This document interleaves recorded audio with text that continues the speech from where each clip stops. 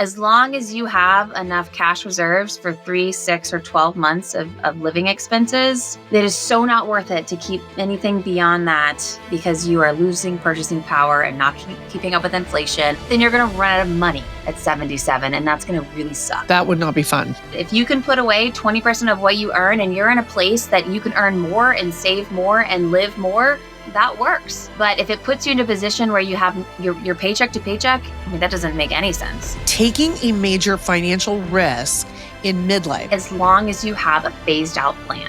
Prioritizing travel and experiences in your 40s and 50s instead of maximizing long-term net worth. That's the myth. You do both, and you can do it beautifully. This is the secret that nobody believes.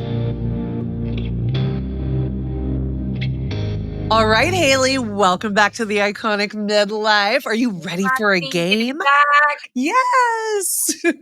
We're going to have so much fun. We are going to be playing a quick rapid fire game. And this game is called Worth It or Not Worth It.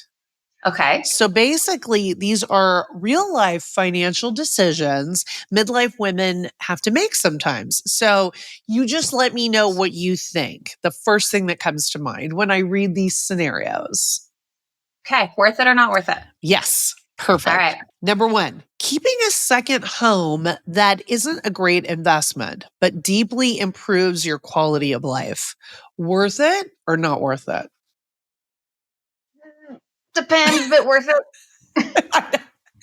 Like if it's joyful, it's not like an insane burden and just a really, really drain. And those dollars go towards like what you would spend at a hotel or what you would spend, the opportunity cost. Like, then yes, it's worth it. It's worth it. Staying in a high-paying job you've outgrown for 5 more years to dramatically increase long-term wealth. Not worth it. Ah, okay. So joy overrides like the financial benefit in that case, like your peace of mind and your happiness. These are so hard for me because I typically do so much design and iteration and forecasting. But my thoughts is that this person has probably already amassed quite a bit of wealth, and therefore does the additional 5 years in expanding that net worth, is that suffering, or whatever we want to call it, like worth the marginal increase in joy that person would get afterwards? Probably not. And they just don't know that. And so putting that on paper and like helping to, I love to model things to like, to assist in decision making. But if this person is, just gotten this job and it's 3 times their pay and they're kind of behind, then yes, for sure. Helping launch your adult child financially if you can afford it, even if it slightly delays your own wealth acceleration. Worth it or not worth it? Worth it if the child presents a business plan to you about what they plan to do with the money, the timeline, all of that. Not worth it if you just want to help your child because that's turns into enabling them. Right. And probably a never-ending ask on their part, right? Yeah. Yeah. This is the agreement. Here's the business plan. This is the agreement. And then, there we go. I remember I had a friend in high school whose dad was an attorney, and anytime she brought something to the table that she wanted, he literally made her sign a contract and it was like, but she learned, okay, like I need to prioritize first of all, and things are serious, and she had to follow through, which I thought was really interesting. Like, pitch me like I'm an investor.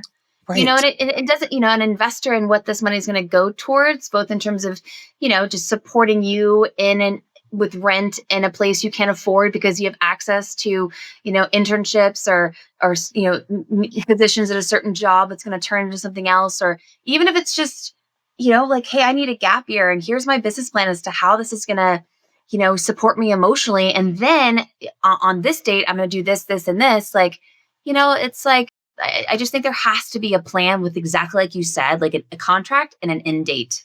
Choosing a more expensive city or lifestyle because it excites and energizes you, even if you'd save far more living somewhere else. Worth it. Who stayed in LA after like the pandemic? right? But as long as I talked about that 20% planning budget. If you can put away 20% of what you earn and you're in a place that you can earn more and save more and live more, then that works, you know? But if it puts you in a position where you have your paycheck to paycheck, I mean, that doesn't make any sense, especially in your midlife. Yeah, exactly. When you don't want to be struggling necessarily, you know?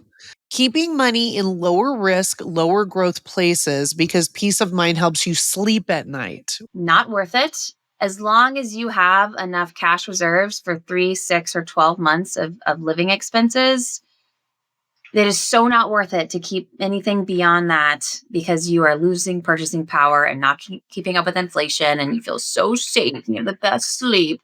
But then you're going to run out of money at 77 and that's going to really suck. That would not be fun. No, And no. it's so real. What do you do in a case like that? Like if you get So in a case like that, I'm very kind and gentle because there's real legitimate fear there. And just because it doesn't make logical sense, it's real. And they've been holding on to this for a long time. And so if somebody has, like I said, let's say if someone has, they spend 10,000 a month and they have 36 months of expenses in cash, 360,000, I'm not going to say, hey, Roxy, like we're just going to take, 330,000 and throw it into the stock market. And now you have 30.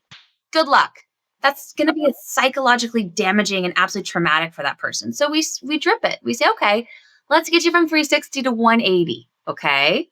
And we really talk about why that's safe. And then they see it and they see what happens. And then the next meeting in 3 or 6 months, we reduce it a little bit more. And so we drip it in so that they experience it and feel it and believe it themselves. It's not just words coming out of my mouth. Yeah, that's a good point. You kind of like drip it in, do it slower, kind of get them used to it. Okay. Such a destructor of wealth that makes people sleep better at night. It's don't do it. Prioritizing travel and experiences in your 40s and 50s instead of maximizing long-term net worth. We do both. That's the myth. People think that they have to live in the or world. I'm either going to travel and do everything I want, and because I'm not going to wait to do all this stuff and experience the world, until I'm old. And you do both, and you can do it beautifully. This is the secret that nobody believes until I show it to them. You can be so savvy in building your net worth and saving and making smart choices and paying less in taxes and spend way more than you could ever imagine on travel at the same time. I'm telling you. People think it's either or. It is not. Taking a major financial risk in midlife, starting over professionally or investing heavily, because the upside could change everything. Worth it all the way as long as you have a phased out plan. So when my clients are looking, let's say they want to start their own business or they want to, let's use that. They've been in the corporate world for 25 years or, whatever, and they want to start a consulting business. We set up phases to say, okay, the worst thing you can ever do is immediately start to freak out about where am I going to earn money. You might need 6 to 12 months of just thinking time. Right after you leave that job, just planning, building the business, strategic materials, client base, whatever. And so we want to say, all right, we have a bucket of capital that is going to be used for the transition. And we do not need to earn any money for an entire year. That piece allows them to actually succeed in this transition. You're safe. You're good. Now, month 13, I'm just making this up. I need you to earn think about earning at least 60, whatever it is, in the next 3 months, and then this, and then this, and then we kind of benchmark it. And if within 2 years you haven't earned anything, well, then that's the red flag. So I'll have conversations. The other day they're like, am I at red flag yet? I'm like, no, you're yellow flag. You got about 4 months left. So get going. You're yellow flag. And I tell people, like, they know when they're red flag and it's time. But I mean, I very rarely, honestly, like, I don't know if I've had a red flag, to be honest. It's typically yellow flag. Yellow flag. Yellow flag. Yeah. and then people typically don't go back. Yeah. It's like the warning is enough for them at that point. Yeah. The last one, intentionally planning to spend most of your money in your lifetime rather than preserving a large inheritance. Worth it or not worth it? That is so individual. Like what matters to you? Again, you can do both. especially if you get life insurance early on that's structured to never expire, that's like the best because it pays out whenever you pass away and it pays out tax free and it's quite a large chunk. So if you start planning, through that lens, but you know, I really think that if you do like my belief on estate planning, I think a lot of people don't think they need to do estate planning until they're, in their 60s or they have enough to plan with. But my philosophy is if you have stuff and you love people, you need an estate plan. Like what happens to your stuff, like when you're no longer here. And just talking about kind of basic trusts and stuff like that. But um, uh, I think that, you can live you should live your best life like while you're alive.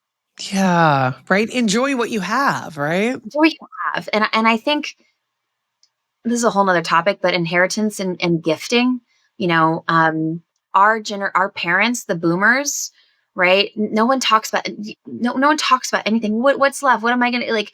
I really coach my clients on having conversations with boomers about inheritance because it's so taboo and so, I think our generation, we need to be like for me, like I want to spend my money on my kids like while I can see it, while I'm alive and experience it with them.